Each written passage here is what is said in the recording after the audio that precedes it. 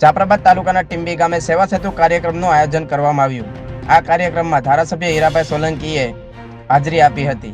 આ કાર્યક્રમને દીપ પ્રાગટ્ય કરી ખુલ્લો મૂક્યો હતો, જેમાં તાલુકા પંચાયત, ગ્રામ પંચાયત તેમજ મામલતદાર કચેરી સંબંધિત લોકોના નાના મોટા પ્રશ્નો સાંભળી સ્થળ પર નિરાકરણ કરવાનો પ્રયાસ કર્યો હતો। આ તકે જિલ્લા પંચાયત કારોબારી ચેરમેન કરશનભાઈ ભીલ, તાલુકા પંચાયત પ્રમુખ બાલાભાઈ કોટડિયા, સરમણભાઈ બારિયા, ભાજપ અગ્રણી દિનેશ દાદા ત્રિવેદી, તાલુકા પંચાયત કારોબારી ચેરમેન અનિરુદ્ધભાઈ વાળા, ઉપપ્રમુખ કરશનભાઈ પરમાર, મનુભાઈ વાંઝાડ, ટીંબી ગામના સરપંચ રમેશભાઈ બાંભણિયા, ઉપસરપંચ તુષાર દાદા ત્રિવેદી, ભીમભાઈ વરુ, કુલદીપભાઈ વરુ, સામતભાઈ પરમાર, જાદવભાઈ સોલંકી, રસા ભગત, મામલતદાર શ્રી જે.એન. મહેતા સાહેબ, તાલુકા વિકાસ અધિકારી વી.એન. સોનગરા સાહેબ, અધિકારીઓ તેમજ પદાધિકારીઓ, ગ્રામજનો, અરજદારો ઉપસ્થિત રહ્યા હતા। Saurashtra bureau chief Juned Mansuri.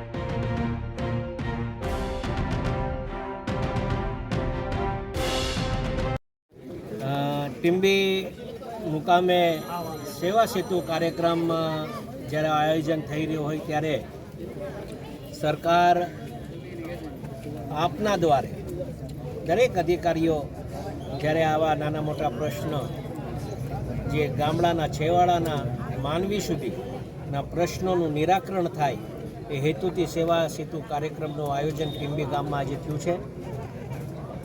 19 ગામના સરપંચ સહિત નાના મોટા પ્રશ્નો જે અહીંયા આજે ઉકેલવાના છે, ત્યારે હું ગુજરાત રાજ્ય સરકાર અને કેન્દ્ર સરકારનો ખૂબ ખૂબ આભાર માનું છું કે આવા ગામડાઓમાં જ્યારે સરકાર પોતે એમના ગામ સુધી જઈ અને નાના મોટા પ્રશ્ન જ્યારે નિરાકરણ થશે ત્યારે આશીર્વાદ રૂપ બનશે।